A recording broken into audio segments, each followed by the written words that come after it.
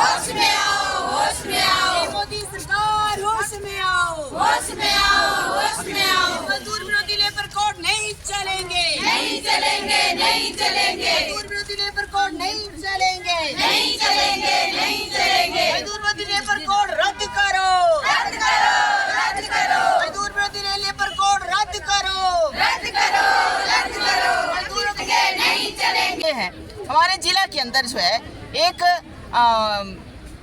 DRDA के अंदर एक कर्मचारी काम करता है, उसको भी फंसाया गया, उसमें भी केस था, जेल में गया, आज वो नौकरी कर रहा है, मगर जो NHBC के अंदर काम कर रहा है। तो ये जो है मैनेजमेंट भी सांप्रदायिक माहौल यहाँ बना रही है, मजदूरों को किसी तरह से टारगेट करके निकाल के अपने जो चहेते हैं, जो पॉलिटिकल सांठ गांठ है, उनको रखने की बात कर रहे हैं।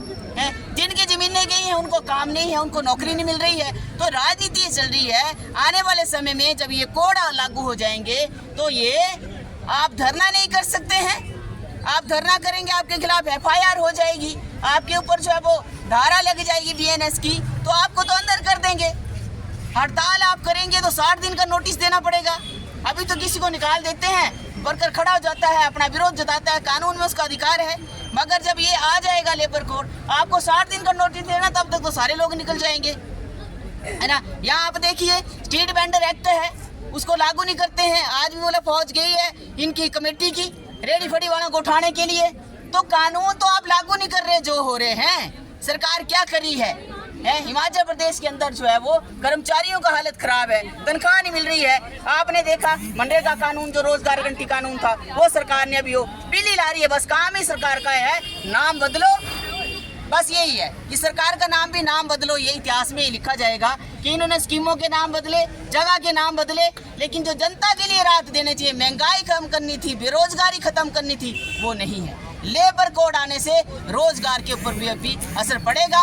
रोजगार जो कहीं लोग मांग उठाते हैं मुझे रेगुलर किया जाए, कहीं स्कोप नहीं छोड़ा है। वो लेबर कोड के अंदर फिक्स टर्म एम्प्लॉयमेंट होगा, कोई भी आदमी जो है वो रेगुलर होने के लिए पॉलिसी खत्म है पूरी तरह से। तो आप बताइए कि लेबर कोड जो है, जो सरकार बोल रही है कि मजदूरों के बड़े पक्ष में है, वो कहाँ पक्ष में है?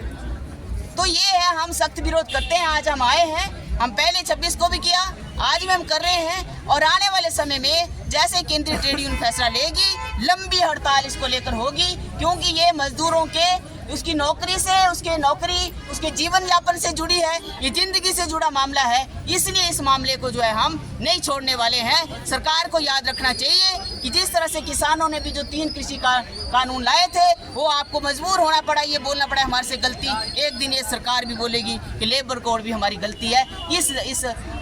वहाँ तक हम इस आंदोलन को ले जाएंगे, और आने वाला जो अगला स्टेप होगा वो हड़ताल होगा। वो केंद्रीय ट्रेड 4 दिन की, 3 दिन की लंबी हड़ताल की जैसे भी घोषणा होगी। हम सब लोग, आज भी हमारे वर्कर आए हैं, ये सब बोल रहे थे, दुखी है, कहते नहीं बैठ ही जाना है, ये सरकार नहीं मान रही है, हमें लगातार बैठना है, हम यहाँ से नहीं जाएंगे, ये तो सुन ही नहीं रही है सरकार। तो लोगों के मन में गुस्सा है, सरकार को समझना चाहिए। और हम तो यही निवेदन कर रहे हैं कि लेबर कोड को वापस लो, न्यूनतम वेतन 26,000 दो, आप जो कॉन्ट्रैक्ट वर्कर है उसको रेगुलर करो, और जो स्कीम वर्कर है उसको वर्कर का दर्जा देकर उसको जो सरकारी कर्मचारी की सुविधाएं वो सारी दो। ये हम आज यहाँ पे मांग करने आए। शासन है, झूठे शासन है।